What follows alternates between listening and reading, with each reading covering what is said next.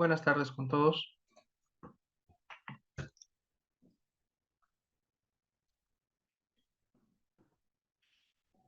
Vamos a hablar de un tema muy conocido, eh, que son las coberturas de malla racial. En muchos lugares han tenido cierto tipo de falla. Por ejemplo, en la ciudad de Tacna, solamente en el año 2024 colapsaron alrededor de 4 mallas racial. Las más conocidas sería el campo deportivo Señor de los Milagros en Alto de la Alianza. Acá pueden ver cómo tenemos 4 varillas corrugadas, soldadas a la placa base, ¿no? Cosa que está recontra mal, ¿cierto? La soldadura debilita esa zona. Incluso al estar doblado, al doblar tu acero ya fluye tu acero. Entonces ya no tiene ductilidad y encima lo debilitas. O sea, es una falla recontra frágil. Otro conocido es en el colegio o en la institución educativa Coronel Bolognesi en la ciudad de Tacna. También suerte hubo que no hubo eh, alumnos, ¿no? Justo cuando cayó la cobertura. Esto está amarrado o atado a una viga improvisada, la cual tiene pues un anclaje deficiente. Más que todo, ambas mallas han caído por tema de humedad. En la ciudad de Tacna hay bastante humedad, ¿no? Lo que se llama la neblina o camancacha, ¿no? Una neblina, la cual humedece a la malla Rachel y eso hace que se incremente su peso.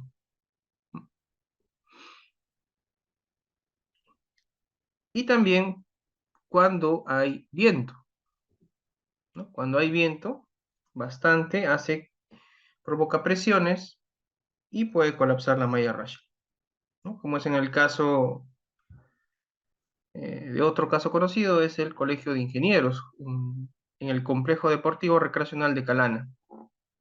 También no colapsó la malla Rachel, ¿no? Cualquiera hubiera pensado acá, se cae en la malla Rachel, pero eso no ha ocurrido. Lo que ha ocurrido es que la han desmontado la malla para evitar una tragedia. Ya se habían dado cuenta de que los apoyos habían fallado. Se había flexionado la placa base y los pernos habían fracturado. Entonces ya era cuestión de tiempo de que todo colapse. Para evitar eso, desmantelaron o desmontaron la malla en sí, que es una buena idea, ¿no? Cuando ya sabes que algo va a ocurrir, es mejor desmantelar, desmontar para que no continúen las presiones. ¿Ya? ¿Qué son las mallas Rachel? Es un tipo de tejido sintético, ligero y de estructura abierta, fabricado generalmente de polietileno, flexible y resistente a bajas temperaturas, o polipropileno, que es rígido y resistente a altas temperaturas. Entonces, hay dos tipos de malla Rachel. ¿Cuáles son los usos? Generalmente se utiliza en la agricultura, ¿no? Como cobertura para proteger a los cultivos de los insectos y proporciona una sombra adecuada para facilitar el crecimiento de plantas jóvenes, ¿no? Para esto inicialmente está prevista una malla Rachel, no para personas, sino para cultivo. En la construcción también lo pueden utilizar para prevenir la caída de escombros y materiales de protección. También se puede utilizar en áreas propensas a la erosión para estabilizar el suelo y promover la revegetación, ¿no? Estos son acantilados, una especie de en Lima, pero en Lima, lo que es la Costa Verde, utilizan geomallas, ¿no? Un poquito más resistentes, que incluso en el último sismo, pues sostuvieron, ¿no? El derrumbe. Ese último sismo sí fue fuertecito, ¿no? 6.1, pero muy cerca a la superficie y muy cerca al Callao, a 50 kilómetros alrededor, ¿no? Ese sí fue muy fuerte ese sismo. En algunos lugares llegó o sobrepasó el nivel moderado. Y ya cuando sobrepasa el nivel moderado, es muy probable que los muros se fisuren, la tabiquería se fisure, la tabiquería caiga, ¿no? Todo lo que ha ocurrido en el sismo comprueba la teoría. ¿Cuáles son los usos de la malla Rachel? Finalmente se utilizan como coberturas de campos deportivos y patios en instituciones educativas como protección de los rayos ultravioleta. ¿Ya? A este uso se ha dedicado prácticamente en instituciones educativas. ¿A partir de qué año habrá sido? Pues, del 2010 o antes incluso, ¿no? Porque particularmente yo salí del colegio en el 2003, ¿no? Y ahí todavía no había malla Rachel, ¿no? Posiblemente en el 2005, 2006 ya empezaron a colocar de manera indiscriminada, ¿no? O sea, ni siquiera tenía diseño. Una malla Rachel no tiene diseño, realmente no hay forma de diseñar, ¿no? Pero de alguna manera hay que buscarle una solución, ¿no? Pero ni eso hicieron antes, ¿no? Habrán pensado que como no pesa, pues es simple, ¿no? Pero no es cierto, ¿no? El viento también juega un factor importante. El comportamiento de coberturas de malla Rachel, ¿no? Entonces, la malla Rachel va a tener un cable. Básicamente el cable es quien transmite la carga, ¿no? Esta cobertura, esta malla, absorbe las presiones del viento, del peso propio, de la humedad, y la transfiere a este cable, ¿no? Y este cable, el cual tiene un candadito acá, se amarra, ¿no? Con un templador, ¿ya? Hacia un ángulo metálico. Entonces, acá tenemos un ángulo metálico, se amarra un guardacabo con su candado también y un casquillo, ¿no? Entonces, el templador hace que se tense. Vas tensando, y hay que ver cuánto se debe tensar, ¿no? Porque mientras más tensas, la tracción del cable es mayor. Por lo tanto, la fuerza es mayor también, ¿no? Estos cables tienen alma de acero y acá podemos ver el diámetro, ¿no? Tenemos en pulgadas un octavo, 3/16, un cuarto. Los más típicos son 3/16, ¿eh? Generalmente vas a ver puro 3/16 o un cuarto como máximo. Ya 5/16 o 3 octavos casi no se ven, mucho menos de media, ¿no? Para este tipo de estructuras. Acá te da la resistencia a la ruptura, no quiere decir que con eso vas a diseñar. Realmente el diseño de un cable nosotros lo hacemos por un factor de seguridad, algo así como capacidad portante, ¿no? Divides la resistencia última entre un factor de seguridad. En este caso puede ser 3, 2.5. Para acciones momentáneas, por ejemplo, el viento, ¿no? Podrías dividirlo entre 2.5 y esa sería tu resistencia final, ¿no? Entonces, la carga actuante tiene que ser menor a esta resistencia, ¿de acuerdo? ¿Cómo funciona o cómo se comporta el cable? Entonces, el cable tiene esta carga distribuida, ¿no? ¿Cómo se calcula esa carga distribuida? Simplemente su área tributaria entre cable y cable, vamos a tener un área tributaria multiplicado por su ancho, el ancho tributario nada más, ¿no? O sea, la sobrecarga por metro cuadrado por el ancho. Y ahí tenemos por metro lineal. Entonces, tomando solamente la mitad del cable, el cable va a tener este comportamiento.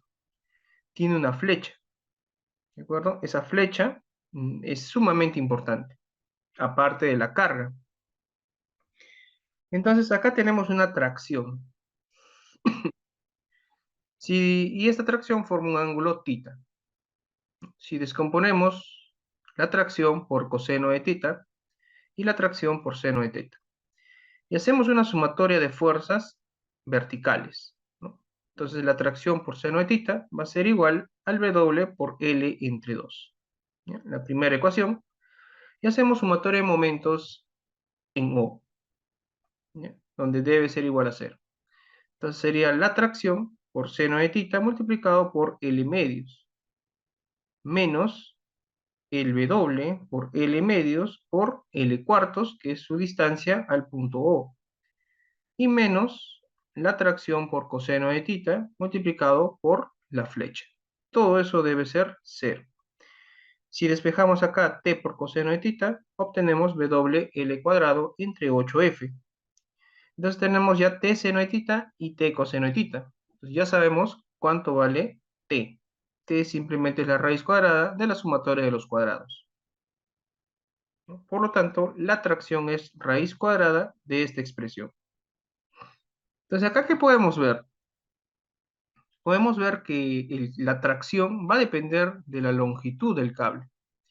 Mientras más largo sea el cable, la tracción va a ser mayor. También depende del W. Si el W es grande, si la carga es grande, también la tracción va a ser grande. Y también depende de la flecha. Mientras la flecha sea más pequeña, ya esta flecha sea más pequeña, también la tracción va a ser más grande. O sea, es proporcional a la longitud y a la carga e inversamente proporcional a la flecha. Entonces, si tú quieres un cable que no tenga tanta tracción, debes aumentar la flecha. ¿De acuerdo? Ahora, ¿cómo se comporta el viento? Ya hemos visto el cable, ahora veamos el viento. Entonces, si tenemos un edificio, o una edificación, o una estructura en esta parte, y el viento ataca de izquierda a derecha. Entonces, la cara que da va a estar netamente a compresión. Acá va a haber presión. ¿De acuerdo? En esta cara va a haber presión. Mientras que en la cara posterior se generan succiones. ¿Ya? Entonces, el viento viene por acá. Esto estamos visto en planta. ¿Ya? El cuadro anterior es una ficha técnica. ¿Ya? No es normativa este acá. Esta es ficha técnica de este cable, ¿no? Cada cable tiene sus fichas técnicas. ¿Ya? Entonces, esto estamos viendo en planta y por acá vemos en elevación. En planta existen succiones en la parte posterior de donde ataca el viento. ¿Ya? De esta forma se generan las succiones. Entonces, la cara está en presión y la otra cara está en succión. ¿Ya? Ahora, si vemos en elevación, miren, esto intenta elevar. Por lo tanto, existe succión y por acá también vamos a ver la succión. O sea, esta succión es neta, ¿no? Por lo tanto, el techo, acá habrá succión y habrá succión. O sea, realmente todo debería estar en succión, excepto la cara frontal. Pero ¿qué pasa? ¿Qué tal si hay una abertura? Si existiera una abertura en esta cara frontal, entonces el viento va a ingresar por esa abertura, ¿ya? Por lo tanto, si solamente está abierto esta parte frontal, la parte posterior, el viento va a venir y acá va a haber presión, ¿ya? Pero es presión para esta cara. Por lo tanto, y también tiene succión, o sea, se incrementa, ¿de acuerdo? Se incrementa esta parte. O sea, la succión se incrementa debido a la presión interior. Lo mismo ocurre con el techo, ¿no? Se va a incrementar, gracias a esta abertura, a esa ventana, a esa puerta, a ese ducto. ¿Ya? Pero, ¿qué ocurre? Va a entrar, va a querer salir y se va acá a equilibrar, ¿no? Entonces la cara frontal como que se compensa, pero ¿quiénes más sufren? Las otras caras. Ahora, ¿qué pasaría si la, si la abertura ya no está en la cara frontal, sino está en la cara posterior? Si está en la cara posterior, entonces el viento ya no va a ser todo este efecto de aumentar la succión, sino va a disminuir esa succión. Disminuye, disminuye, acá se incrementa la presión y el resto disminuye. O sea, todo disminuye excepto la cara frontal. O sea, es al revés, ¿cierto? Pero en nuestra malla Rachel no existe esto.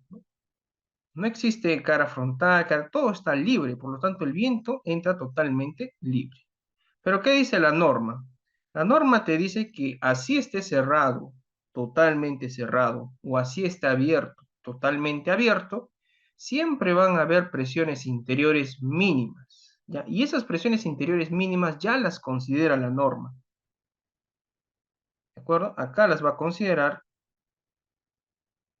en esta factor forma. Generalmente las superficies tenemos inclinadas, ¿no? Entonces acá vemos negativo es succión, pero vas a tener positivo también. ¿Por qué? Porque es una presión interior, ¿ya? Es una presión interior que ya la norma te establece. Entonces, nosotros ya no tenemos que ir andando buscando cuál es presión interior, cuál es presión exterior para una malla Rachel, ¿no? De frente aplicamos lo que dice la norma. ¿Qué más dice la norma?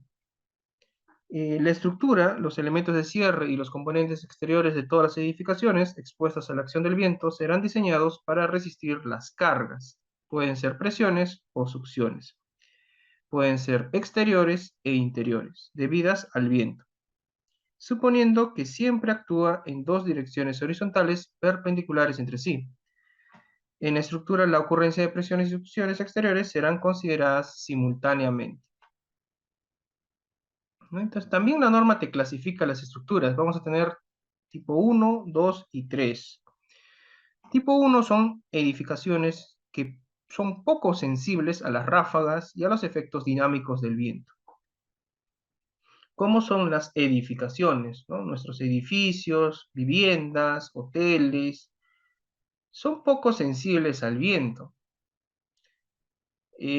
Pero ¿cuándo serían sensibles estas edificaciones? Serían sensibles cuando su altura sea mucha, ¿no? Cuando sean bastante esbeltos, ¿no? Generalmente cuando sobrepasen los 100 metros de altura. Entonces, tales edificios de poca altura o esbeltez, cerradas, con cobertura capaz de soportar las cargas sin variar su geometría, ¿no? Ahí tenemos tipo 1. Para este tipo de edificaciones se aplica lo que indica la norma, ¿no? Un análisis estático.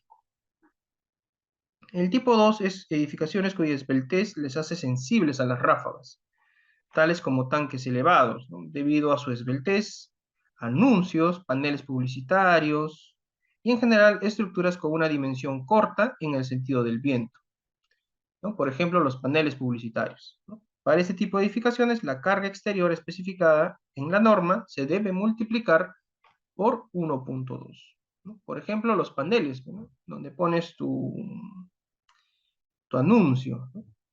Aparte de lo que indica la norma, tú tienes que multiplicarlo por 1.2.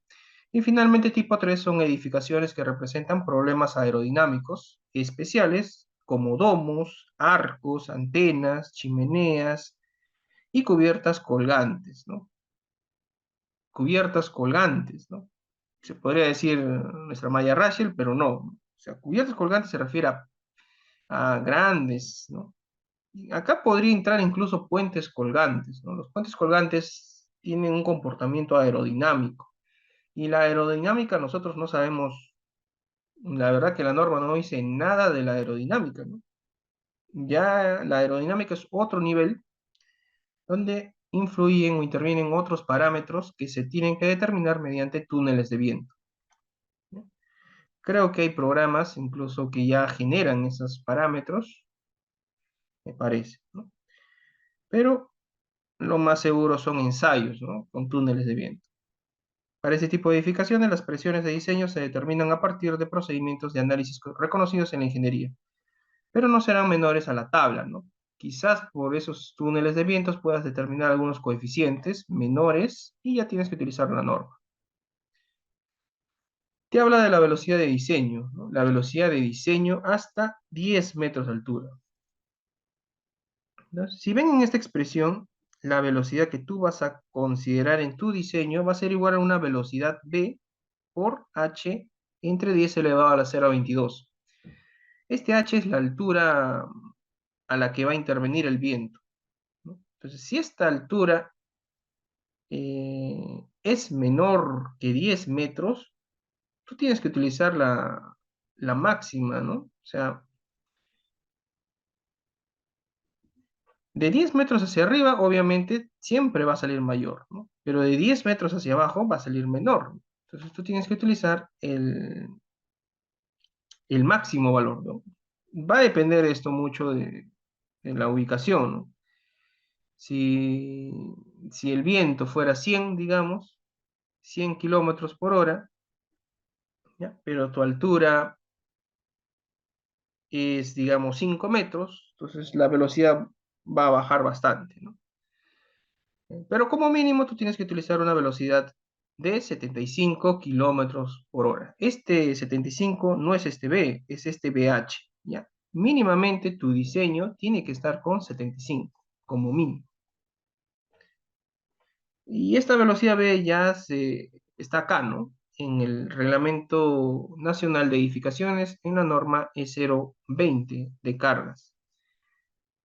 Pero obviamente no está actualizado, ¿no? O si podemos ver acá en la ciudad de Tacna, tenemos 30, 40, 45 y 50 kilómetros por hora la velocidad del viento.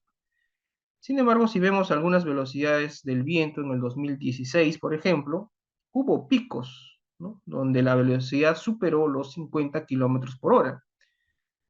Pero el promedio, en todo el año, se puede ver acá, ¿no? Básicamente es 20 kilómetros por hora como máximo, como máximo. Incluso si hiciéramos un promedio, pues no sería ni 20, no sería 18 más o menos. ¿Ya? Una velocidad promedio máxima. Pero siempre suelen haber picos, ¿no? Por ejemplo, este de acá, más o menos entre julio y agosto, llegó a más de 50 kilómetros por hora, pero no en la misma ciudad de Tacna, sino en las zonas por acá, ¿no? Donde es altura, por la zona de Locumba, por ahí, ¿no? Ahí superó los 50 kilómetros por hora. Sin embargo, tu diseño tiene que estar con 75, ¿no? Como mínimo. Vemos la velocidad, por ejemplo, del año pasado, donde se colapsaron las coberturas. La velocidad tuvo picos máximo de 30 kilómetros por hora, ¿no? No fueron tan fuertes la velocidad del viento. Sin embargo, pequeñas velocidades causan grandes daños, ¿no? La carga exterior del viento, como cuando ya tenemos la velocidad de diseño, VH, simplemente debemos multiplicarlo por 0,005 y por un coeficiente, ¿ya? Que es un coeficiente de forma. Entonces, cuando ya tengas esta expresión, vas a tener la presión por metro cuadrado, ¿no? Y aquí están los coeficientes de forma, y el coeficiente de forma que vamos a utilizar nosotros para coberturas va a ser estas de superficies inclinadas a menos de 15 grados, ¿ya? Donde vamos a tener presión 0,3 como mínimo y vamos a tener succión de menos 0,7. El problema es que un cable no trabaja a succión. El cable jamás tú lo puedes levantar. O sea, cuando un cable se levanta, significa inestabilidad. ¿Ya? Es como un tensor, como un contraviento, ¿no? Como esas cruces de San Andrés que le colocan en los techos, son delgaditas, ¿no? Son 5 octavos generalmente. Y obviamente trabajan solamente a tracción. Cuando trabajan a compresión, se pandean, ¿no? Por lo tanto, se hacen inestables. Es similar el cable. Eh, entonces, esto ya serían las cargas interiores que hemos visto, que es cuando existen aberturas. ¿De acuerdo? Entonces, hasta ahí hemos visto el cable, el viento, y ahora veamos una parte que no se conoce mucho tampoco, que es las placas base.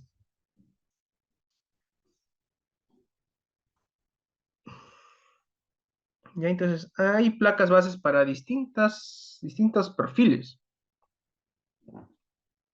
Pueden ser tubulares de forma cuadrada, tubular de forma redonda, o secciones de W, ¿no? Almas llenas. Entonces, esto lo vamos a ver a más detalle.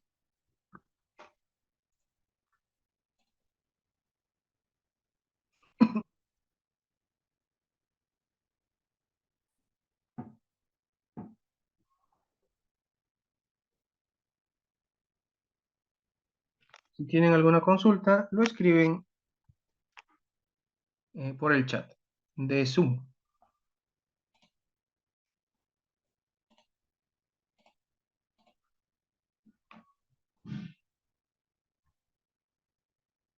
¿No?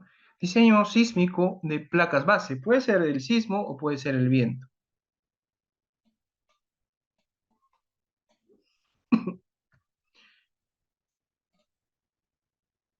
¿Hay un espesor mínimo de placas base? Sí hay un espesor mínimo que se indica en la norma AISC. ¿Ya? Incluso hay pernos mínimos, hay materiales mínimos. Todo eso se encuentra en la norma AISC, ¿no? Pero vamos a ver un procedimiento, ¿no? Donde obviamente que si no tenemos eh, o las condiciones son menores, la placa base realmente está en función a la resistencia del concreto y al área donde se apoya, ¿ya? Entonces, el diseño de placas bases con cargas concéntricas.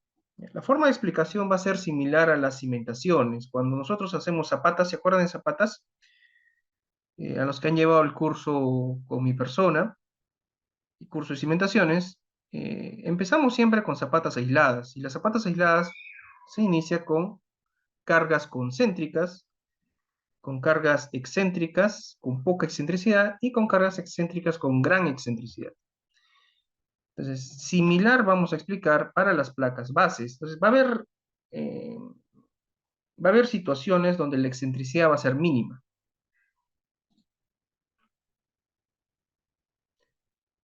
Por supuesto, el curso que vamos a dictar a partir del martes de coberturas metálicas en instituciones educativas se va a grabar y van a poder acceder a él los alumnos en el YouTube de los alumnos, ¿no? En calidad HD. Y la grabación del día de hoy que estamos haciendo también se va a subir, pero se subirá en el YouTube de EMEC Ingenieros. ¿De acuerdo? Ahí pueden, escriben EMEC nada más en el YouTube y va a aparecer. Bien, entonces, diseño de placas base con cargas concéntricas. Cuando la base de una columna resiste únicamente cargas axiales de compresión. La placa base debe ser lo suficientemente grande como para resistir la fuerza de apoyo transferida desde ella y debe tener un espesor suficiente. Entonces, primero veamos con cargas concéntricas. Entonces, ¿de qué va a depender el espesor? El espesor depende del esfuerzo en el apoyo. El esfuerzo en el apoyo debe ser menor a la resistencia del concreto al aplastamiento. Entonces, el esfuerzo como máximo debe ser la resistencia del aplastamiento del concreto, en el cual es una función de la resistencia a compresión del concreto y la relación geométricamente similar del área de concreto y el área de la placa base, como se indica en la sección 22.8 del ACI del 2019. Entonces vamos a tener dos áreas, área 1 y área 2. Área 1, ¿cuál sería? Acá tenemos las distintas placas bases. ¿Ya? ¿Ya? Área 1 sería B por N.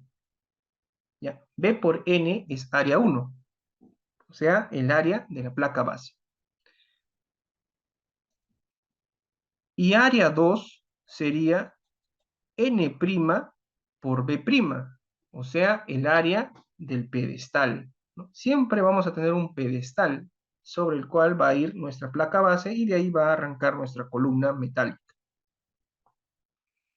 ¿Ya? Entonces ya tenemos área 1 es el área de la placa base y área 2 es el área del pedestal o de la superficie de apoyo. ¿Ya? Y si lo apoyamos en una losa, ¿cuál sería el área 2? ¿El área de toda la losa? No, Porque hay una relación entre la raíz cuadrada del área 2 entre el área 1 tiene que ser menor a 2. Entonces, de esa manera te va a limitar esa relación que tomes. A ver, hay una consulta. ¿Es necesario usar rigidizadores para elementos en voladizo? Sistemas o sistemas ordinarios, ¿qué? De momentos flectores ordinarios, aún sabiendo que el diseño del espesor de la placa y la cantidad de pernos se diseñó con esos momentos, va a depender, ¿no? Si tenemos una columna en voladizo, obviamente necesitas rigidizadores porque necesitas momento, necesitas que esté empotrado. Pero si tienes varias columnas, un pórtico ordinario, que no hay momento, pues, ¿no? Tú simplemente está apoyado, ¿no? Un apoyo no se mueve ni en X, ni en Y, ni en Z, pero sí gira, ¿no? Entonces ahí ya no sería necesario utilizar rigidizadores, únicamente cuando hay momento en la base. Ahí sí se requiere. Por ejemplo, en la malla Rachel son obligatorias tener esos rigidizadores. En anuncios son obligatorios tener esos rigidizadores. En monopolos de torres de telecomunicaciones también es necesario esos rigidizadores. Entonces ya tenemos una relación máxima, ¿no? No puede ser mayor que 2. Entonces, como máximo es 2. Entonces acá calculamos el esfuerzo máximo. El esfuerzo máximo sería un phi por 0,85 F'C por raíz cuadrada de área 2 entre área 1. Este vendría a ser el esfuerzo máximo.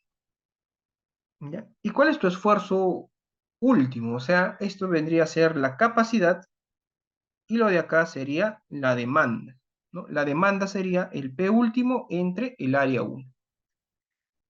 Como no tenemos momento, solamente tenemos carga axial, ese sería el esfuerzo. Por lo tanto, el esfuerzo sí o sí tiene que ser menor al esfuerzo máximo.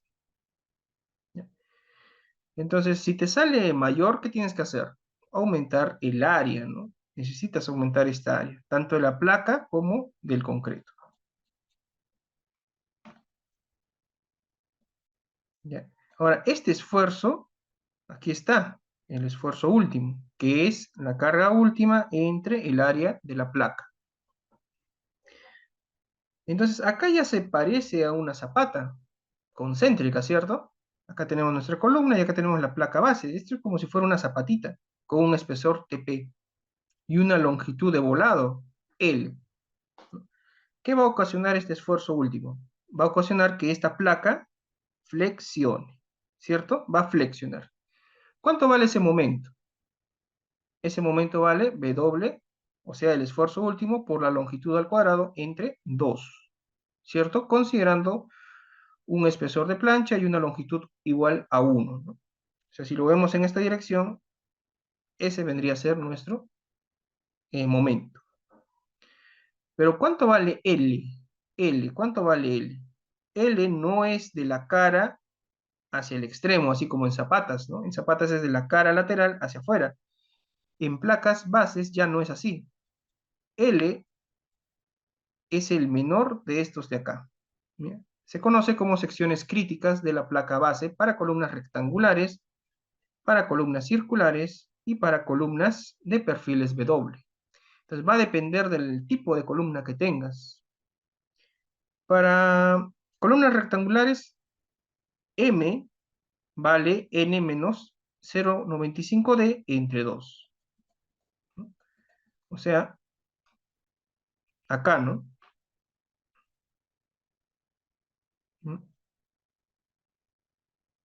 Necesitamos las secciones críticas. Las secciones críticas va a depender de la sección de la columna metálica, ¿no? Por ejemplo, acá tenemos la sección crítica sería M, que es la longitud que vuela, y en la otra dirección N, que es la longitud que va a volar, ¿no? Entonces, el centro no sería simplemente ¿no? el voladizo de la cara, ¿no? Simplemente el centro sería el 95%, el 95% del peralte de esta columna, en ambas direcciones. 95% si es rectangular. Ahora, si es circular, el centro sería el 80% del peralte del diámetro, ¿no? El 80% del diámetro en ambas direcciones. Y si tiene perfiles W, sería el 95% del peralte o el 80% de la base, ¿no? Varía. Entonces calculamos M y N en las tres situaciones. Acá tenemos las tres situaciones, ¿no? M es esto, N es esto, M es esto, N es esto, para rectangulares, circulares, y para perfiles W, aparte de esas relaciones, tenemos otras consideraciones, ¿no? Que vendría a ser M, N, y donde L es la dimensión crítica en voladizo, vendría a ser el mayor valor de M, de N, que está Mn, y lambda n', que es este valor de acá, ¿no? Si tenemos una sección W, debemos saber cuánto vale esto de acá. El mayor de estos tres vendría a ser nuestro L, ¿ya? L es mayor. Si tenemos secciones circulares o rectangulares, el mayor valor de estos dos valores. Nada más. Entonces, teniendo L, ya puedes calcular, pues, el momento, ¿cierto? Aquí está, el momento último es el esfuerzo último por la longitud L al cuadrado entre 2. ¿Ya? Entonces, con ese momento, ese vendría a ser tu momento último, o sea, la demanda. Ahora, ¿cómo calculamos la capacidad? O sea, el momento resistente. Entonces, el momento resistente lo vamos a tomar de una sección de acero, ¿no? Digamos que esta sea nuestra placa base. ¿Ya? Respondamos a una consulta de sus compañeros. Indica que en algunas estructuras,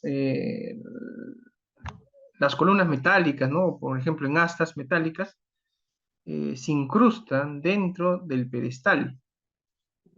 Esto posiblemente nos produzca un mayor grado de seguridad, ¿no? Incluso ya no se hace necesario colocarle placa base, pero no existe diseño para eso, pues. Eso es algo hechizo, es algo mm, que embebemos, ¿no? Está prácticamente el problema. ¿Cuál es el problema de eso? Podría ser una buena solución, pero lamentablemente para toda solución empírica o una solución no estudiada existen problemas. ¿Cuál sería un problema? Un problema primero sería que al tener esa sección dentro del concreto, como es una, como que no existe lo que es compatibilidad de deformaciones, ¿ya? Entonces, no existe la compatibilidad de deformaciones entre esa columna y el concreto, porque es acero liso, ¿no? No hay compatibilidad de deformaciones. Aparte, ese acero está pintado, generalmente tiene un anticorrosivo, ¿cierto? O sea, tú lo pintas con anticorrosivo para que no se corroa en el futuro, pero ese anticorrosivo sigue o es peor y no va a haber compatibilidad, ¿no? Por lo tanto, si es que existe alguna flexión en esa columna, en esa zona, pues van a haber fisuras, ¿no? Se va a separar, ¿ya? Entonces, no es recomendable.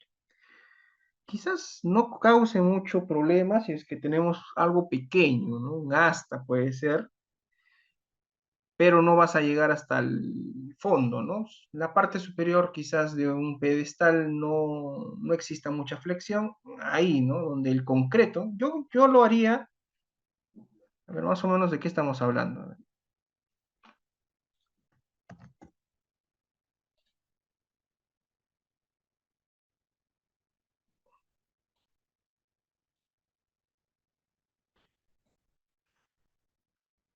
O sea, si nosotros tenemos un pedestal,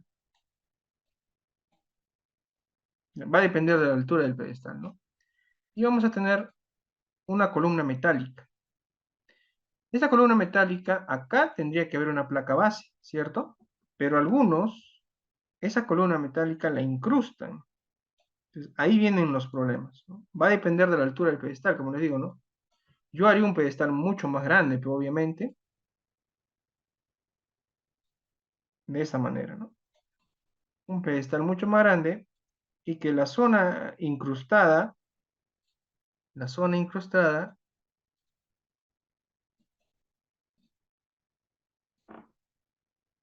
que es esta longitud, me permita que esa sección resista el momento por sí sola, ¿no? Sin la necesidad eh, del concreto. Bueno, esto desplaza concreto, vamos a tener acero, sí, va a haber acero, pero yo lo haría incluso que el concreto solo resista, ¿no? Sin la necesidad del acero. Entonces, en esta sección, el momento de agrietamiento tiene que ser mayor al momento actuante, ¿no?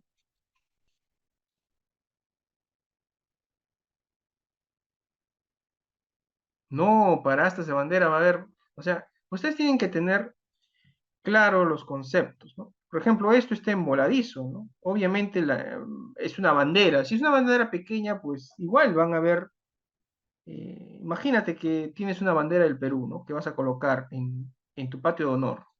¿Ya? Aquí está la bandera del Perú. Ya, rojo, blanco y rojo, ¿no? Aunque todo es rojo parece, ¿no? Pero ya. Ya, esta es tu bandera del Perú. Entonces, ¿cómo diseñas una bandera? Por ejemplo, puede tener un área grande, entonces la fuerza estaría acá, ¿no? En el centro. Entonces, esta fuerza por esta distancia te va a producir un momento, ¿no? Por lo tanto, tu modelo matemático, ¿cuál sería de esta asta? Simplemente una columna empotrada, nada más. Y tiene que estar empotrada, ¿no? Y para que esté empotrada, ¿qué necesitas darle? Una placa metálica y necesitas darle atiesadores, ¿no? O rigidizadores. ¿Ya? Y de esa manera aseguras el empotramiento más sus pernos de anclaje. ¿Ya? Esa sería una solución. Y la otra solución sería incrustar el asta. Entonces ya te ahorras la plancha, ¿no? Pero como te digo, tú te tienes que asegurar, para que no haya problemas, porque van a haber problemas, que el momento de agrietamiento tiene que ser el momento mayor al momento que ocurra en esta zona, ¿no? Obviamente, también esta columna se va a flexionar, todo el pedestal, ¿no? Tú tienes que asegurarte eso. Si tú aseguras que el momento de agrietamiento es mayor al momento último en esta sección, no pasa nada y tranquilamente puedes incrustar el asta. ¿De acuerdo? Obviamente tu sección sería esta más una abertura, ¿no? Ahí, eso tienes que asegurar. Porque recuerden que el momento flector, pues, va a ser más o menos así, ¿no? Entonces, acá sería la zona donde tú tienes que diseñar. Si aseguras eso, este vendría a ser tu sección y calcula su momento de agrietamiento de esa sección. Y ese momento tiene que ser mayor al momento amplificado, ¿no? Y con eso te aseguras.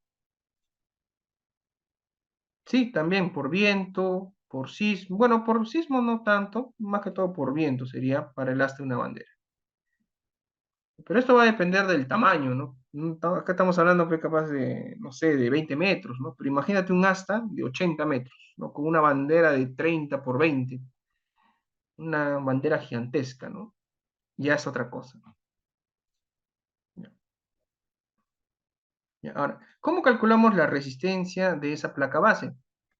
Ya tenemos el momento amplificado, ya tenemos el esfuerzo, ya tenemos el momento.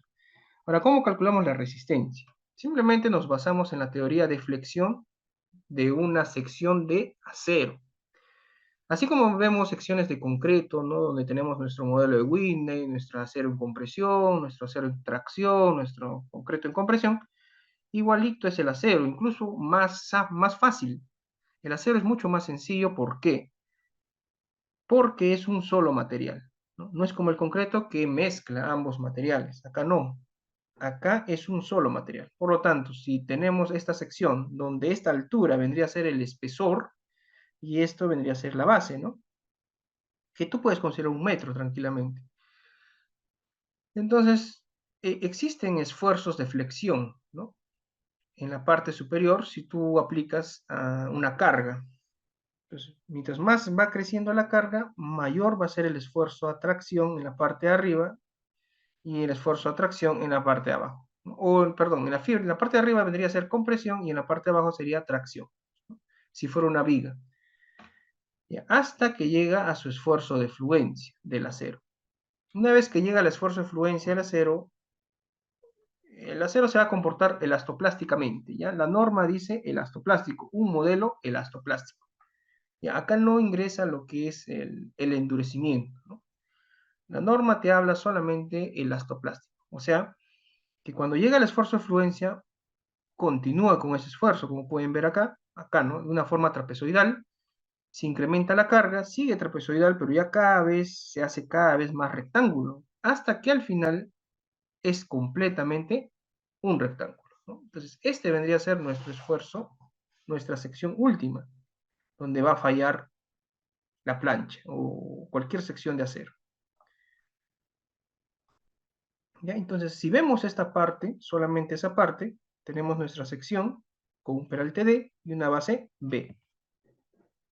Y tenemos acá el diagrama de esfuerzos, ¿no? Es forma rectangular. Entonces, la compresión, ¿cuánto sería? Simplemente sería este esfuerzo que está distribuido en toda esta área, ¿cierto? Es el esfuerzo distribuido en toda el área, una fuerza, ¿no? O sea, el volumen, nada más necesitas, ¿no? Sería D medios por B y por el esfuerzo FY. Ahí tenemos la compresión y la tracción sería exactamente lo mismo. FY por D medios por B. Entonces, estos dos nos hace un par, ¿no? Entonces podemos calcular el momento. El momento podemos tomarlo en el medio si queremos. Sería esto por D cuartos más esto de acá por D cuartos, ¿no? Aquí está. O simplemente podemos tomar en función a un punto, ¿no? Que vendría a ser la compresión por D medios o la tracción por D medios, ¿no? Es lo mismo. Al final vamos a tener el momento plástico. El momento plástico vendría a ser el momento nominal, ¿ya? El momento plástico es el momento nominal o la resistencia, ¿no? Que sería la tracción por D medios o la compresión por D medios, y eso es igual a FYBD entre 2 por D medios. Por lo tanto, sería FYBD cuadrado entre 4. Este vendría a ser mi momento plástico. Entonces, ¿cómo debe fallar de modo que la resistencia debe ser mayor a la demanda, ¿no? Ya tenemos la demanda, que es el momento último, que vendría a ser el esfuerzo último por L al cuadrado entre 2. Entonces, mi momento nominal, que es mi momento plástico, lo factorizo por un phi, ¿no? Reduzco la resistencia por un factor phi. Nada más. Ahora, simplemente reemplazando, ¿no? Reemplazando el momento último por el esfuerzo por L cuadrado entre 2, ¿ya? Reemplazando nada más las ecuaciones 1.18 y 1.19 en 1.20. Aquí está la ecuación 1.18, ¿no? El esfuerzo último, L cuadrado entre 2. Reemplazamos esto de acá y reemplazamos este de acá. Esas dos las reemplazamos acá, ¿no? ¿Ya? ¿Ya? Reemplazamos y nos va a salir esta expresión. Obviamente el esfuerzo último es igual a P último entre un área, ¿no? Aquí está el esfuerzo último, que es P último entre B por N. Y por lo tanto, ahí tenemos ya la expresión del espesor necesario, ¿no? Simplemente acá, de esta expresión, reemplazamos y despejamos el espesor. El espesor va a ser igual, el espesor de la plancha debe ser mayor o igual al L por la raíz cuadrada de 2PU entre phi FY B por N. ¿Ya? Este vendría a ser el espesor de una plancha para una carga concéntrica. Recuerden, concéntrica, es decir, no existe momentos, ¿no? Una carga totalmente concéntrica casi no existe, casi no hay en la realidad, ¿no? Pero a partir de ahí es que vemos la lógica, ¿no? Cómo funciona. Ahora, ¿qué ocurre con placas base con poca excentricidad? Poca excentricidad. ¿Qué significa poca excentricidad? Significa que la excentricidad que va a ser igual al momento entre la carga última, ¿cuándo se utiliza doble placa? Pues cuando sumas en ambos espesores, ¿no?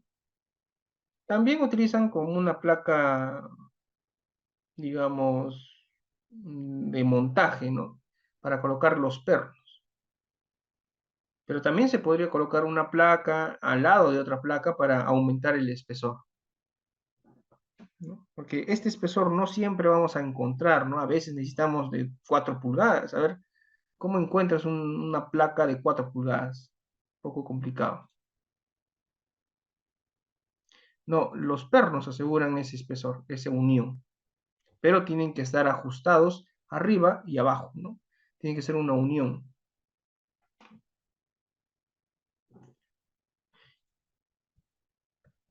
Bien, entonces, para este caso, cuando exista poca excentricidad, quiere decir que la excentricidad no puede salir del punto A. O sea, si vemos desde el centro la excentricidad máxima, la excentricidad máxima puede ser incluso el punto A, como máximo. Más no. Si sobrepasa, ya estamos hablando de grandes excentricidades. Entonces, como es poca, acá viene el momento, ya que tiene la carga axial, por lo tanto, tenemos este esfuerzo. ¿Ya? Este esfuerzo, similar a las cimentaciones, ¿no? ¿Se acuerdan de cimentaciones? Igualito, tenemos momento y PU, vamos a tener un esfuerzo acá máximo, un esfuerzo mínimo, siguiendo la ley del trapecio, ¿no? Un trapecio. En nuestro caso no vamos a utilizar el modelo del trapecio, vamos a utilizar el modelo simplemente rectangular. El modelo rectangular quiere decir que la zona en compresión es un rectángulo. Aquí está. Todo esto está a tracción y todo esto está a compresión. A compresión. Entonces, en esta zona de compresión, como ya disminuyó, ¿no? Ya no es el área total, ¿no? Sería simplemente el ancho por este pequeño Y, por Y. ¿No? Y vendría a ser la zona en compresión. ¿Ya? Entonces, podemos determinar el esfuerzo último.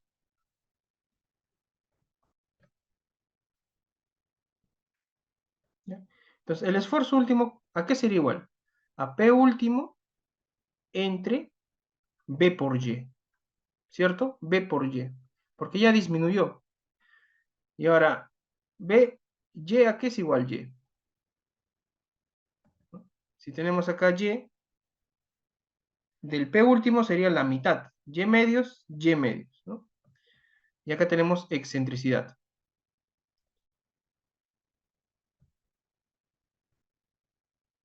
¿No? Entonces, Y va a ser igual a N menos 2 veces la excentricidad.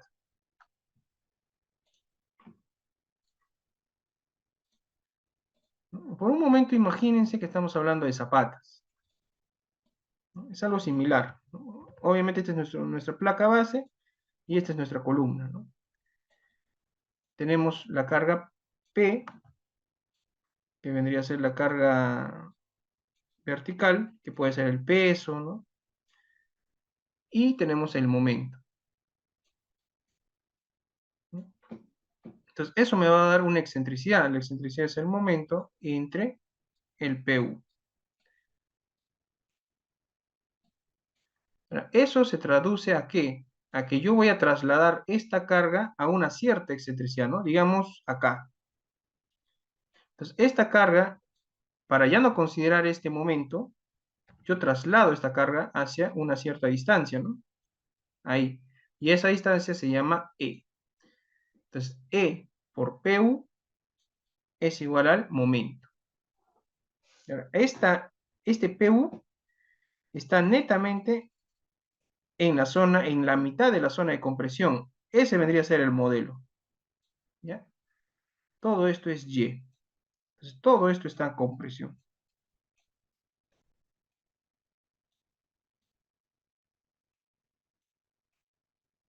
¿Ya? Todo eso está a compresión. Por supuesto, se puede dar el caso de que la excentricidad quede fuera del pedestal. Ahí estamos hablando de grandes excentricidades, ¿ya? En este caso estamos hablando de poca excentricidad.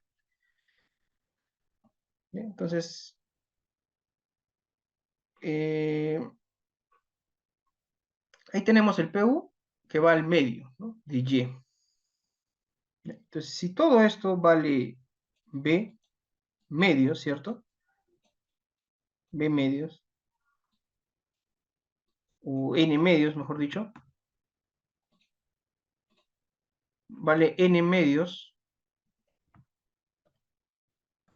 esto es N medios y N medios.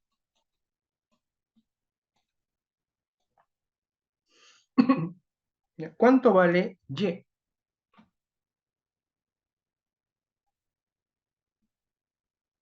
¿Ya? Si está en la mitad, ¿cuánto vale esto de acá? Esto de acá vale Y medios.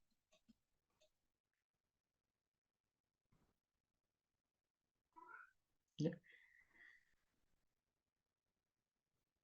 Entonces, todo lo que sube es igual a lo que baja, ¿no? Entonces, PU, ¿a qué es igual? PU va a ser igual a,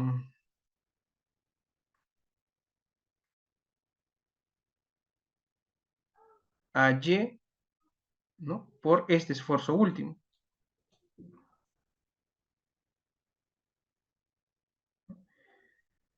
Y por, pues, la longitud, ¿no? Por el ancho. ¿Qué vendría a ser B?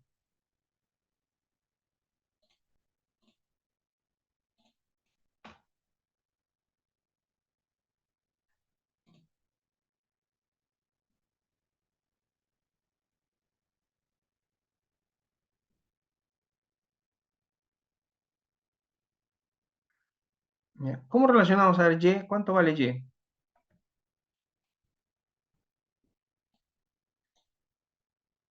Mm, ya. Sabemos que n entre 2 va a ser igual a la excentricidad más Y entre 2, ¿cierto? A ver, si sumamos esto más esto, va a ser igual a esto, pues, ¿no? Si multiplicamos a todo por 2, 2n es igual a 2e más y. De acá sabemos que la excentricidad, o que el n, o que y, ¿no? A ver, y, a ver, ¿cuál queremos nosotros?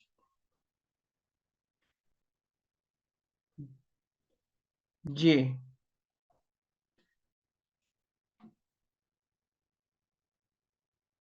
No, no, estamos mal en religión. Acá sería n nada más, ¿no? Si multiplicamos por 2, sería n. N es igual a 2e más y, ¿no? Por lo tanto, y es igual a n menos 2e. ¿Ya? De ahí sale. Entonces, y es igual a n menos 2e. Aquí está. Y es igual a n menos 2e. Entonces, reemplazando esto en esta expresión de acá, en el esfuerzo último, que es P último entre B por Y, entonces P último es igual a B por n menos 2e.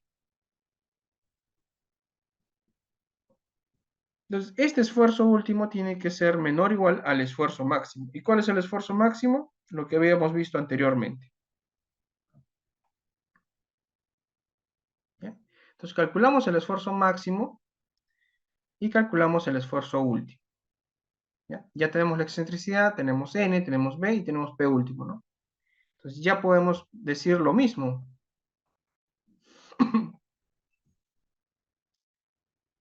Aquí está nuestro esfuerzo último, tenemos nuestro L, podemos calcular el momento último. ¿Ya? El momento último es igual al esfuerzo último por R cuadrado entre 2, siempre y cuando Y, este Y, sea mayor que L.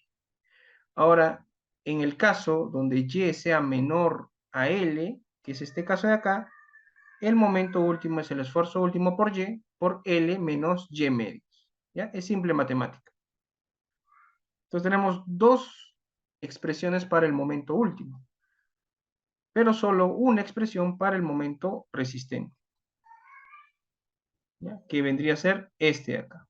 Entonces reemplazamos ambas expresiones y obtenemos dos espesores distintos. El espesor es L, raíz cuadrada de 2 esfuerzo último entre phi y Fy, o el espesor es mayor o igual a 2 raíz cuadrada del esfuerzo último y, L menos y medio entre phi Fy. Entonces, para pocas cargas, para pocas excentricidades, tenemos dos espesores. Va a depender de la excentricidad. ¿Qué tan...? O sea, va a depender del Y, ¿no? Ya sabemos cuánto vale Y. Si el Y es mayor a L medios, perdón, a L o menor a L. Con eso calculamos el espesor. ¿Ya? Ahora, ¿qué pasaría cuando ya esa excentricidad se sale fuera del pedestal? Eso es más complicado todavía. ¿Qué ocurre ahí? El esfuerzo máximo o el esfuerzo último se transforma en el esfuerzo máximo. Ya no existe esfuerzo último, ¿no? Porque no tendría sentido, porque no hay área de apoyo. O sea, ya la carga se salió. Entonces, esto siempre va a haber una presión, pero esa presión o ese esfuerzo va a ser igual al esfuerzo máximo, nada más. Entonces ya tenemos el esfuerzo máximo, ¿ya? Pero obviamente como ya está hacia afuera, todo esto va a tratar de voltearse. ¿Ya? Toda esta plancha se va a voltear, va a tender al volteo. Entonces, ¿quién te agarra, quién te asegura eso? Esta tracción, este perno. Ahí recién funcionan los pernos de anclaje. En los dos casos anteriores, cuando es concéntrico o cuando existe poca excentricidad, los pernos de anclaje no trabajan, no funcionan, están de adorno. ¿Ya? ¿Cuándo trabajan realmente los pernos de anclaje? Cuando existen grandes excentricidades.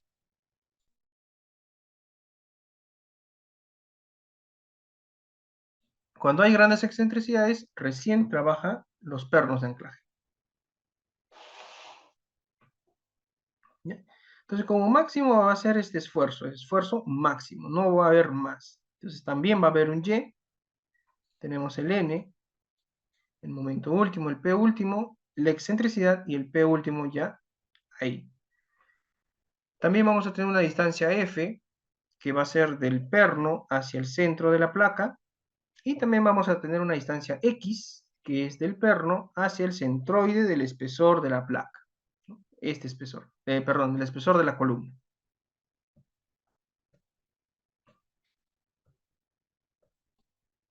Entonces, el esfuerzo, nuevamente el esfuerzo máximo sigue siendo esto de acá, ¿no? Todo va a depender del aplastamiento del concreto. Y como ya sabemos que la excentricidad es el momento último entre P último es mayor a N medios, es grandes excentricidades, ¿no? Entonces, para calcular la profundidad del bloque de compresiones Y, cuánto vale Y en el apoyo de concreto, se debe considerar el diagrama de fuerzas que se muestra en la figura. La sumatoria de momentos con respecto al punto B debe ser 0. Entonces, acá se hace una sumatoria de momentos con respecto a este punto B, ¿no? Entonces, haciendo la sumatoria de momentos de la carga, ¿no? El P último por F más E, ¿cierto? Menos eso, más el esfuerzo por Y, por la distancia, ¿no? Entonces, todo eso hace un equilibrio y acá tenemos eso, ¿no? El esfuerzo máximo, B por Y, B es el ancho, Y es la profundidad, por F más N medios menos Y medios, menos P último por F más E, es igual a 0, ¿no? Es el equilibrio. Luego, reordenando, porque si despejamos todo esto nos da una ecuación cuadrática en función a Y. ¿Ya? Es una expresión cuadrática. Y cuadrado menos 2 veces esto más todo esto. Resolviendo esta ecuación cuadrática obtenemos esta expresión, ¿no? Y es igual a todo esto. Entonces, viendo el discriminante que tiene que ser mayor o igual a 0, obtenemos esta expresión. Y entonces, para calcular la fuerza total de los pernos de anclaje, consideramos el diagrama de fuerzas que se muestra en la figura. La sumatoria de fuerzas verticales es igual a 0. Entonces, ya sabemos cuánto vale Y. Y vale esto de acá, pero siempre y cuando ocurra esto. Este discriminante debe ser mayor o igual a 0. Si no es igual, mayor o igual a 0, ¿qué ocurre? ¿Qué tenemos que hacer? ¿Ya? Debemos disminuir, o sea, ¿cómo hacemos que esto sea menor que 0? ¿No? O sea, si es menor que 0, ya no se puede trabajar. Si tenemos el caso de que nos sale menor a 0, ¿qué tenemos que hacer? Debemos aumentar el esfuerzo máximo. ¿Cómo aumentamos el esfuerzo máximo? Con la relación de dimensiones o con mayor resistencia, ¿no? También podríamos tener una mayor resistencia al concreto. La idea es aumentar este esfuerzo máximo para que sea mucho mayor, de manera que esta expresión disminuya y de manera que todo sea mayor que 0. Si logramos eso, ya tenemos calculado el valor de Y.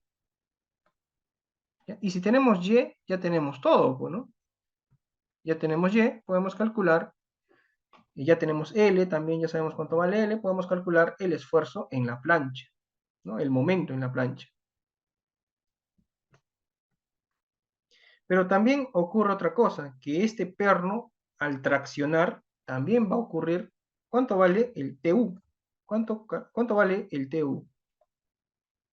El TU simplemente se hace sumatorios, ¿no? El esfuerzo máximo B por Y menos TU menos PU es igual a 0. Y de ahí calculamos el TU. El TU es el esfuerzo máximo de Y menos PU. Con esto calculamos la tracción de los pernos. ¿Cuántos pernos necesitamos? ¿No? Con eso se calcula la tracción. Y ya sabemos cuánto resiste un perno, ¿cierto? Entonces simplemente entre el número de pernos por la resistencia obtenemos cuántos pernos necesitamos. Entonces como ya sabemos cuánto vale Y, es fácil, ¿no? Calcular el esfuerzo en ambos casos, ¿no? Si el Y es mayor a L o si el Y es menor a L. Nuevamente tenemos dos casos. Ahí tenemos la expresión de los momentos, ¿no? Ahora, aparte de ese momento, debido al esfuerzo por L al cuadrado entre 2, y este caso, vamos a tener que el perno también va a causar flexión. El perno jala, ¿cierto? Jala. Por lo tanto, acá va a haber flexión, pero hacia abajo.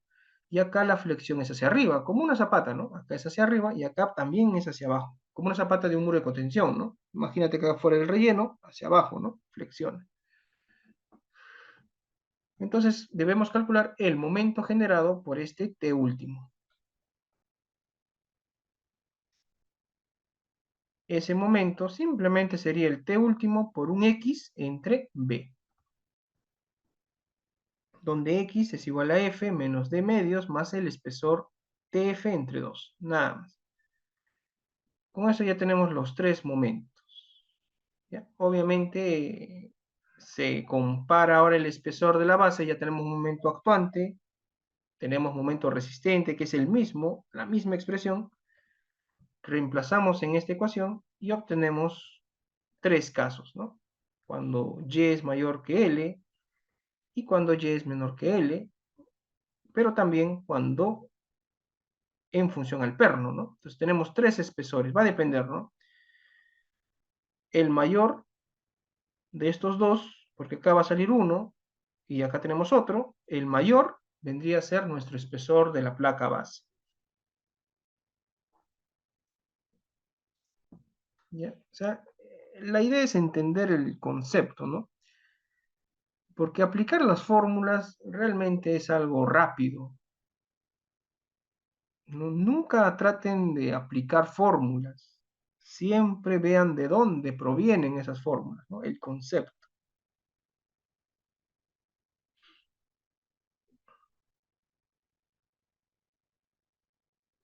¿Ya? Entonces, tú ya sabes que son distintos casos en primer lugar. Va a depender si es concéntrico, poca excentricidad o gran excentricidad. ¿De acuerdo? Para calcular el espesor de la placa, de la plancha y cuándo vamos a diseñar los pernos.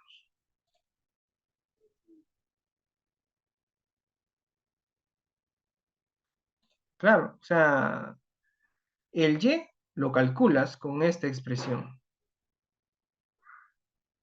con esto, ¿ya? Ahí va a salir el Y. Ahora, ese Y puede ser mayor a L o puede ser menor a L.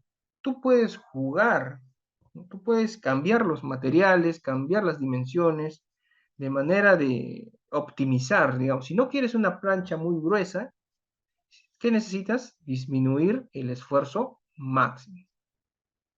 ¿Ya? Entonces, perdón, ¿qué necesitas? ¿No? Aumentar o disminuir el Y, la profundidad. Entonces, todo eso ya es un juego, ¿no?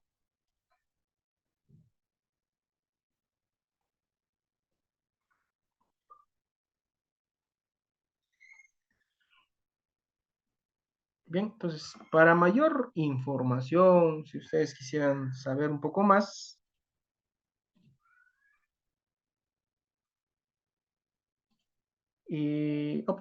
pueden obtenerla en esta bibliografía, ¿no? De James Fisher, en la guía del diseño de acero, base plate y pernos de anclaje, ¿no? O sea, base en placa base y pernos de anclaje.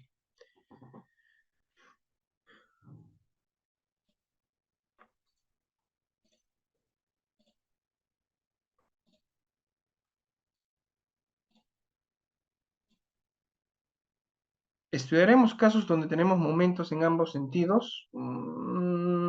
Generalmente el momento es mayor en una dirección. O sea, acá no vamos a hacer biaxial, ¿no? Ni en zapatas hacemos biaxial realmente. Quizás biaxial funcione en pórticos, ¿no? Pórticos, ahí sí, ¿no? Pórticos con gran ductilidad. Pero la recomendación es que siempre coloquemos placas, ¿no? Placas o muros de concreto y eso hace que estén en una sola dirección, pues, ¿no? El diseño se hace en cada dirección. Ya, no vamos a hacer, digamos, con doble excentricidad, ¿no? Siempre se hace generalmente el mayor momento está en una sola dirección. Y ahí tienes que diseñar.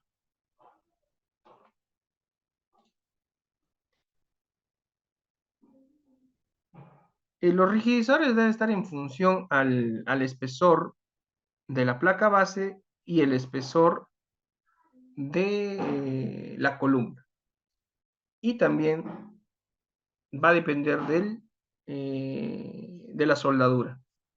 ¿Ya? Simplemente es una relación. Depende de esos elementos.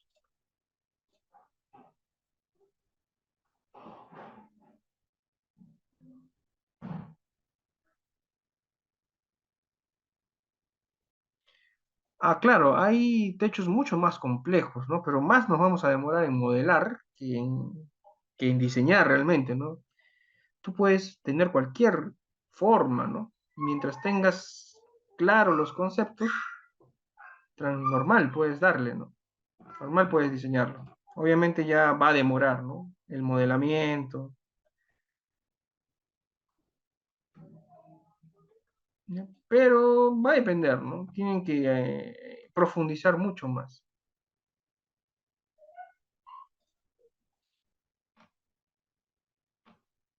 Bien, ingresen a la última reunión ya para ver casos de evaluación estructural. Un par de casos vamos a ver, ya para culminar la reunión del día de hoy. Bien, entonces veamos dos casos. Eh, Uno es evaluación estructural en columnas de Mayer-Rachel. Ocurre también, eh, en este caso, la cobertura de Mayer-Rachel del patio de primaria de la institución educativa José Antonio Encinas Franco, ubicado en Promuvi, segunda etapa, Pampas de Miñani, distrito Gregorio Barracín, en Tacna, el cual fue inaugurado en el año 2021. Entonces acá podemos ver la malla Rachel que se sostiene por columnas de concreto. Entonces, cuando lo construyen, cualquiera podría pensar, qué podría ocurrir? ¿Ustedes qué intuyen? ¿Qué creen que ocurra? O sea, si ya tenemos claro cómo funciona una malla Rachel, el cable, al estar tensado, va a jalar, ¿cierto? Por lo tanto, las columnas de concreto van a deflectarse. ¿Ya? Entonces, ocurrió una patología. Como pueden ver, la columna está inclinada. Es una gran inclinación, casi del mismo tamaño de la columna. Y esa, producto de esa inclinación ha ocurrido fisuras, hasta grietas se podría llamar, pero son fisuras. Aquí pueden ver las fisuras, mayores a 0,5 milímetros, lo cual compromete la seguridad de los alumnos. Entonces, se hizo una evaluación estructural considerando las dimensiones. Miren, tremenda malla, 38-90, casi 40 metros de largo, y tenemos ejes, ¿no?, de columnas, cada 11 metros 40.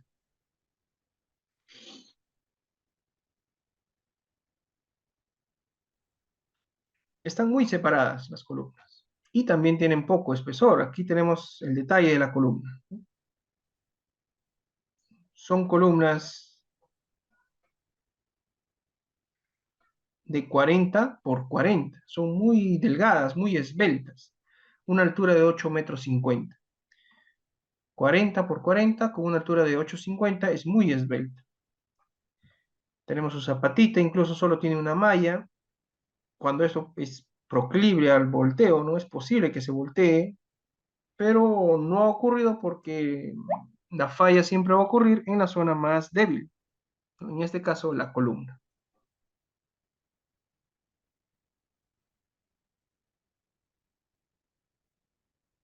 No, las placas bases, ¿cómo van a tener ojo chino? ¿No? Eso ya es placa, otro tipo de placa de apoyo. Una placa de apoyo sí puede tener ojo chino y por lo tanto un lado está apoyado y el otro está móvil, ¿no? Uno es fijo y el otro es móvil.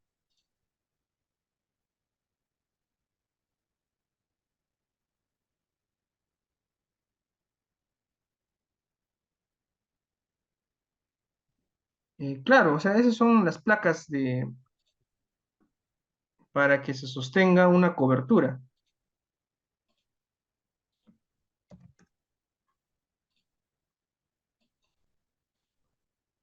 O sea, vamos a tener de esta forma, ¿no?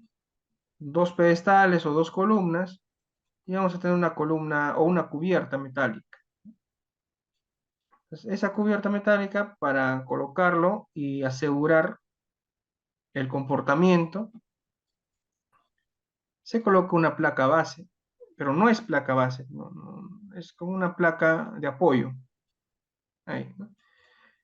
Entonces acá va a estar fija, acá los pernos es lo mínimo realmente, no requiere pernos, tú puedes dimensionar el espesor como considerando una carga concéntrica nada más, ¿no?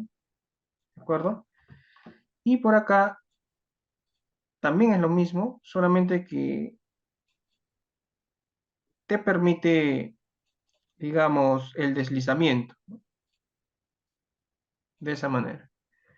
Entonces, si lo vemos en planta, acá tenemos pernos fijos,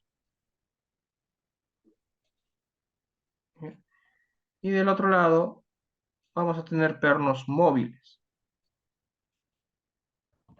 O sea, tenemos el ojito de chino que ustedes dicen, de esa manera. Y los perros estarían acá. O sea, puede moverse, ¿no? Puede deslizarse.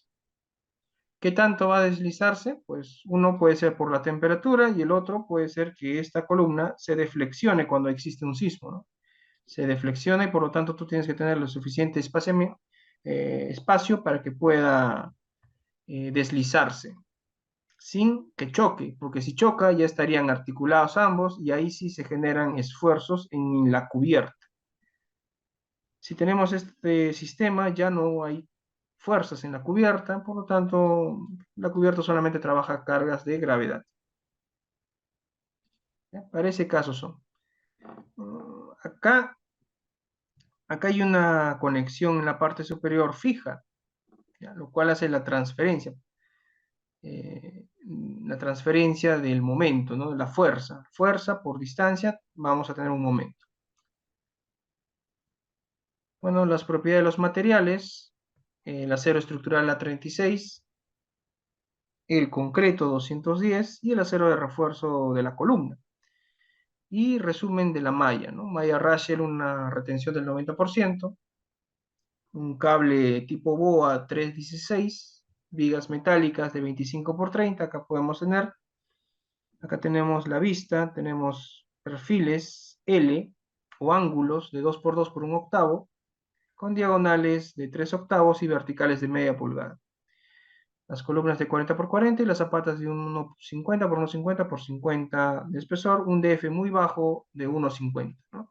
Todo este tipo de estructuras en voladizo se tiene que revisar el volteo. El volteo es lo más importante.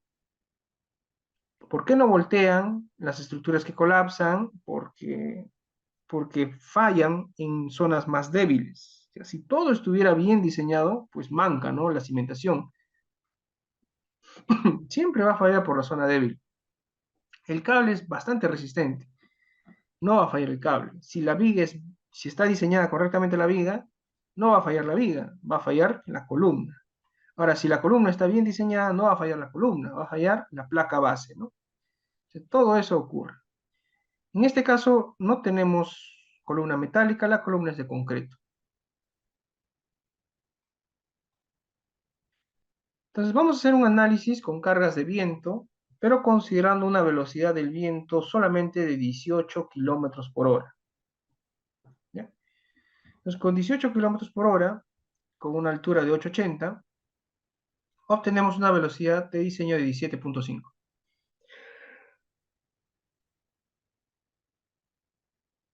La norma dice que tú tienes que diseñar con 75 kilómetros por hora, con 75, pero acá no vamos a hacer un diseño, vamos a hacer una evaluación.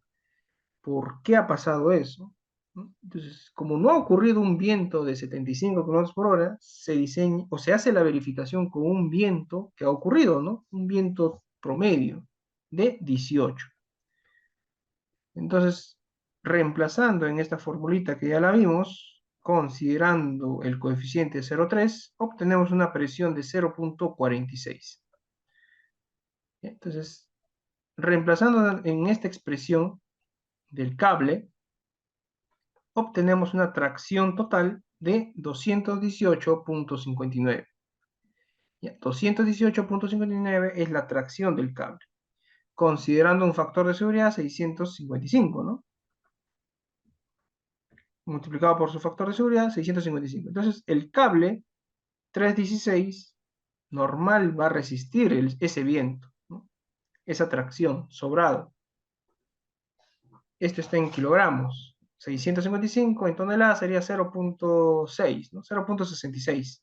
Es menor a 1,43. Por lo tanto, el cable no va a fallar y no ha fallado el cable. Entonces, esa fuerza de tensión se la pasa a la viga. Y acá tenemos la viga modelada o la columna modelada y cómo esa viga está correctamente conectada a esa columna. Por lo tanto, transfiere el momento, ¿no? O sea, la fuerza la transfiere. Como tenemos altura por fuerza, tenemos un momento. ¿Ya? Acá podemos ver el desplazamiento. El desplazamiento es bien bajo. Esto está ¿en qué unidades estará ahora? En metros. Está en metros. Se ha desplazado 0,054 metros. Aquí está. O sea, 5 centímetros. En el rango elástico es 5 centímetros. 5 centímetros es en el rango elástico. Ya cualquiera diría que eso ha ocurrido, ¿no? 5 centímetros. Entonces, ¿por qué en la imagen me muestra 40 centímetros? ¿Qué ha ocurrido? ¿Qué ha ocurrido? ¿Qué ha pasado? Ha pasado que la sección de la columna ya fluyó, el acero fluye, y cuando el acero fluye ya no existe el rango elástico, ya existe el rango no lineal. Acá ya tenemos que hablar de comportamiento no lineal de secciones de concreto armado. ¿Qué ocurre cuando el momento nominal es superado? O perdón, el momento de fluencia es superado, ¿no? Este momento de 11 que ustedes ven por acá ya superó el momento de fluencia. Ahora, ¿cómo yo calculo el momento de fluencia de una sección de concreto armado? Podría ser una viga o una columna. En este caso, como no hay peso, no hay carga vertical suficiente para considerarla como columna, esta columna, entre comillas, funciona como viga. Es una viga realmente, es una viga en voladizo. No es una columna, es una viga en voladizo realmente. Entonces se calcula su diagrama momento-curvatura. ¿Cómo calculamos el diagrama momento-curvatura? En función al material, ¿no? Podemos considerar el concreto, el modelo de Park-Pauley, podemos considerar este modelo que tiene una forma parabólica hasta una deformación máxima, una deformación relacionada a la resistencia máxima, ¿no? Que es 210, 0.002, y luego va a caer, pero esta pendiente va a depender del estribado, de cuántos estribos tenga esta columna. Esto ya lo pueden ver en comportamiento no lineal de concreto. Eh, bueno, hemos dictado varios cursos realmente, pero generalmente en análisis no lineal estático podríamos ver este caso, ¿no? El acero, cómo funciona el acero, ¿no? Inicialmente es elástico, luego plástico y luego se endurece hasta una máxima deformación donde ya no se considera, ¿no? Luego va a decrecer. Y con estos materiales, con esta sección, podemos obtener el diagrama momento-curvatura. Entonces, este diagrama me muestra cuál es el momento de fluencia, más o menos se podría idealizar, ¿no? Podemos idealizarlo y obtener un diagrama de un momento de fluencia, un momento último, ¿ya? Pero definitivamente la fluencia está por acá, ¿cierto? Por este tramo está la fluencia, que es 10 aproximadamente, y como el momento que nos ha salido en el rango elástico es 11, obviamente ya superó.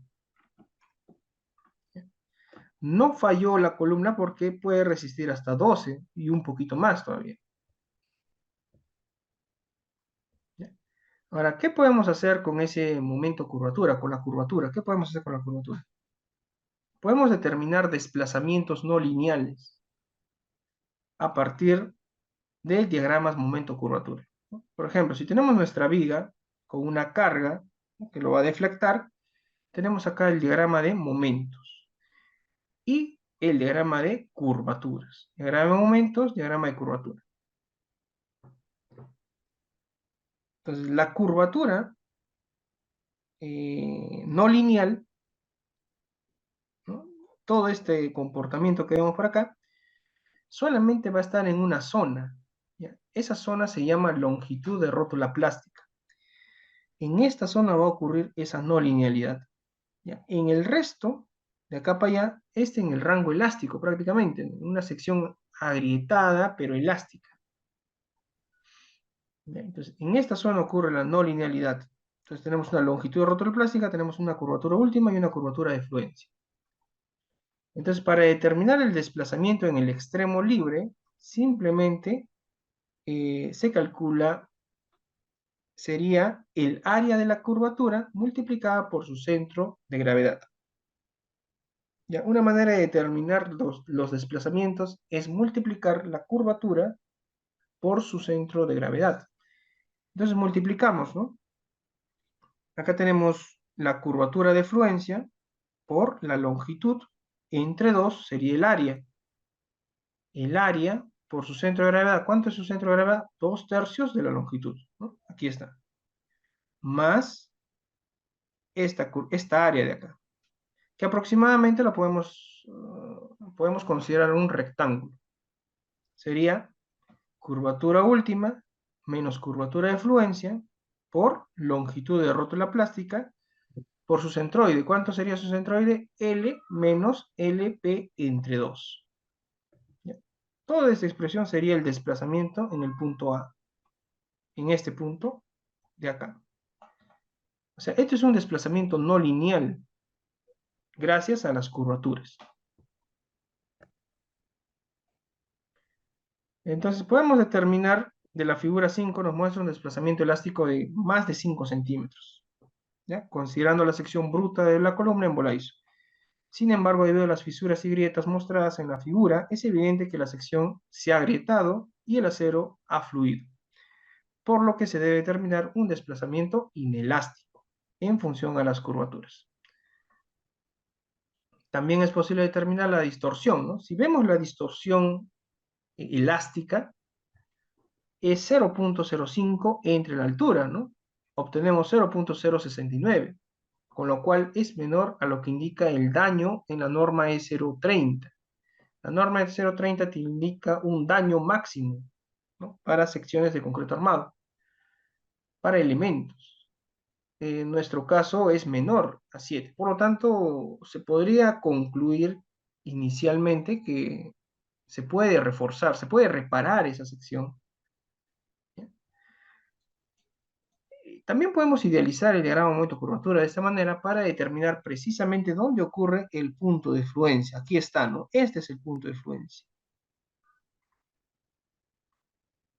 donde el momento de fluencia es 10,98, mientras que la curvatura de fluencia es 0,01. Tenemos el momento de fluencia y la curvatura de fluencia. Entonces se puede determinar el máximo desplazamiento de la columna en considerando la curvatura máxima, ¿no? Entonces sería, simplemente reemplazamos estos valores, ¿no? El momento de fluencia y la curvatura de fluencia lo reemplazamos acá. Curvatura de fluencia, curvatura última también tenemos, longitud también tenemos, y LP podemos considerar una expresión simple, ¿no? Por ejemplo, igual al peralte de la columna. Reemplazando todo eso, obtenemos un desplazamiento de 0,398 metros, o sea, casi 40 centímetros. Similar a lo que ocurre en la imagen, ¿no? Casi 40 centímetros se ha desplazado. ¿Ya? ¿Qué significa? Que acá ha ocurrido un desplazamiento no lineal, inelástico, ¿no? ¿Ya? Entonces, ahí hemos hecho una evaluación.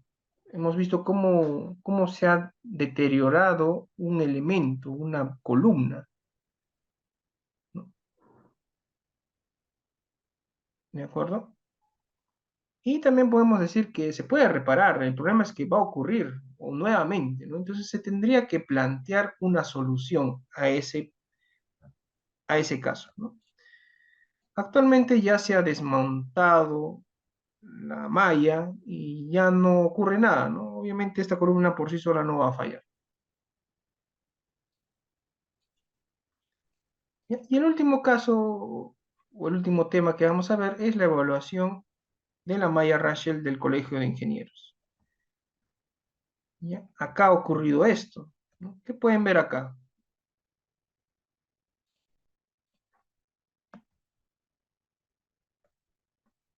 Acá podemos ver que la plancha se ha flexionado. Número uno. Número dos, que los pernos han desaparecido, o sea, se han fracturado. ¿Ya? Los pernos se han fracturado.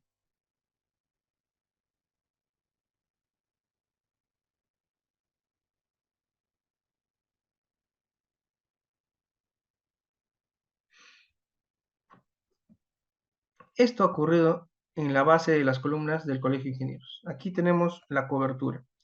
Tiene una longitud de 42 metros, o sea, es grande. Y la separación entre cables de 1,80 m y una separación entre columnas de 5,10. La separación en estas columnas no es tanta como la anterior, ¿no? En el anterior caso era 11 metros, acá es 5,10, no tanto. Tenemos una viga arriba, algunas propiedades de los ángulos, de los tubos, del concreto. Acá tenemos la columna metálica, el entramado de 50 por 50 por 3 milímetros, tubos. las cargas y la norma. Nuevamente, la velocidad de evaluación del viento que vamos a considerar es de 18. ¿Ya? Con 18 kilómetros por hora obtenemos una velocidad de diseño de 17,61. Con esto vamos a evaluar, ¿no? Nuevamente tenemos la presión de 0,3, la velocidad, y obtenemos 0,47 kilogramos por metro cuadrado de presión. Reemplazamos en la fórmula del cable, ya sabemos, y obtenemos una tracción de 559.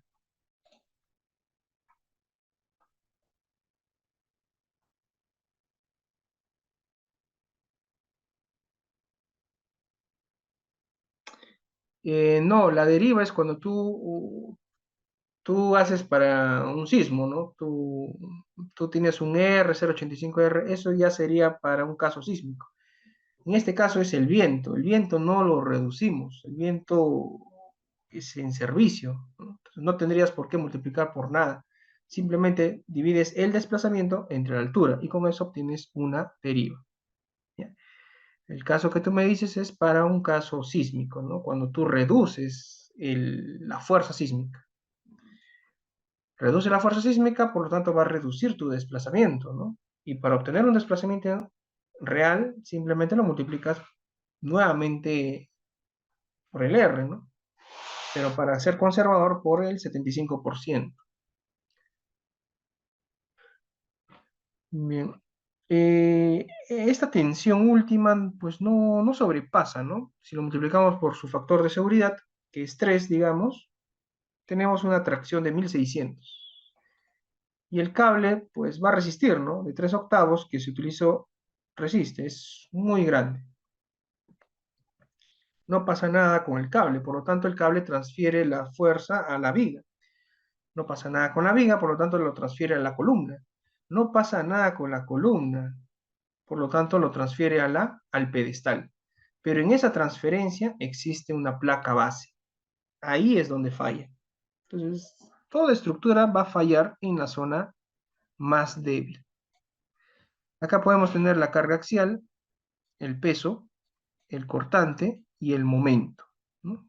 Miren ese momento de 14 toneladas metro, ¿no? Casi 15 toneladas metro. Entonces acá ya vemos la aplicación de las placas bases con gran excentricidad, ¿no? Tenemos una placa de 60 por 40 en un pedestal de 50 por 70. Y tenemos 4 pernos de anclaje acá, 4 pernos de anclaje acá. Calculamos el esfuerzo máximo, ¿de acuerdo? La excentricidad, amplificamos el viento, disminuimos la carga vertical y obtenemos 27 metros de excentricidad. Es ilógico pensar que existe una excentricidad de 27 metros, ¿no? Pero esta excentricidad es matemática, no es real, o sea, es matemática. Con eso calculamos el Y, ¿ya? Como ya lo habíamos visto, y obtenemos una expresión de un Y de 4 centímetros. ¿Ya? Con ese Y podemos calcular la tracción de los pernos de anclaje y nos sale 22 toneladas. Si obtenemos la resistencia de esos pernos de anclaje, ¿ya? La resistencia de los pernos de anclaje multiplicando el área de los pernos de anclaje por su esfuerzo último por un phi, según la norma de la ACI de concreto, obtenemos una resistencia de 15 toneladas. 4 pernos de anclaje me resisten 15 toneladas. Sin embargo, nuestra fuerza es de 22 toneladas. Es por eso que los pernos han fallado. Fallaron los pernos. Y el espesor necesario para esa fuerza del viento, reemplazando acá en esas expresiones que hemos visto, de las dos, el mayor, ¿no? ¿Cuánto sería? Casi 3 centímetros. Incluso más de 1 pulgada necesitas. ¿Ya? Pero la plancha era de media pulgada, por lo tanto se flexiona, ¿no? ¿Ya? Entonces, mediante esta evaluación se determina lo que ocurre, ¿no? ¿Qué ha pasado acá? Lo demuestras y eso te sirve para que tú ya puedas diseñar. y sentirte algo seguro, ¿no? No totalmente seguro, pero algo seguro. ¿Ya? Entonces, para todo tipo de coberturas típicas en instituciones educativas, es que se va a dictar a partir del martes este curso, ¿no? Vamos a hacer el diseño de una cobertura de malla Rachel, el diseño de una cobertura con armaduras, también de malla Rachel puede ser, o podemos colocar acá policarbonato o alucin si desean, pero generalmente este tipo de coberturas va con policarbonato o con malla Rachel incluso, ¿no? Y también vamos a hacer el diseño de una cobertura industrial que también colocan en colegios con perfiles de alma llena, ¿no? En una dirección serían pórticos ordinarios y en la otra dirección pórticos concéntricamente arrostrados. Y vamos a detallar lo que son conexiones y placas bases.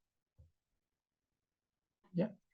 El curso inicia este martes 22 de julio. Cualquier consulta me escriben directamente al WhatsApp.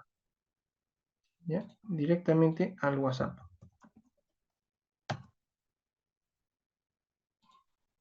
¿Tendrán alguna consulta?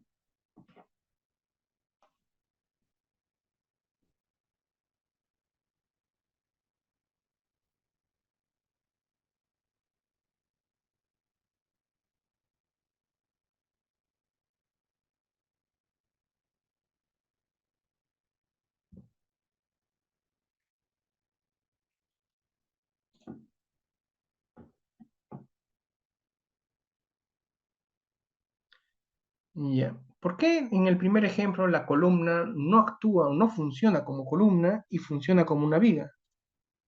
Porque la norma te indica que tú tienes que clasificar los elementos. Cuando la carga axial entre el área bruta multiplicado por su F'C es menor que 0,1, eso es una viga. ¿Ya? La norma te dice eso. Y cuando esto es mayor que 0,1, eso funciona como una columna y se diseña como una columna, o sea, con tu diagrama de interacción.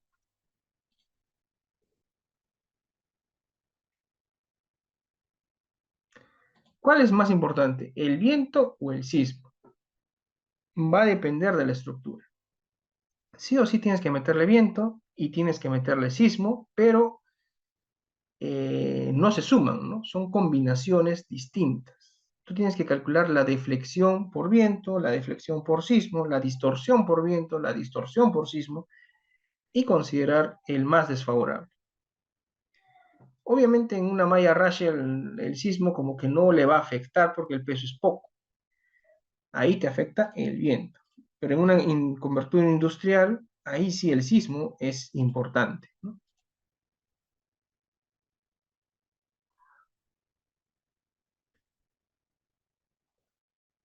Se podría considerar doble tuerca, pero para colocar una placa base, ¿no? Para unir dos placas bases sería un poco complicado.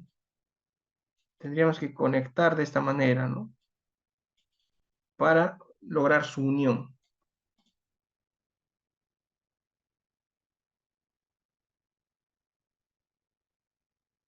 ¿En qué influye que el pedestal sobresalga el nivel de piso?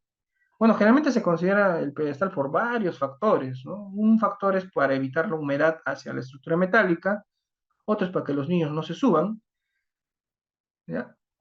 Y finalmente para la conexión, ¿no? De la columna metálica a la cimentación, ¿no? No puede cimentar directamente.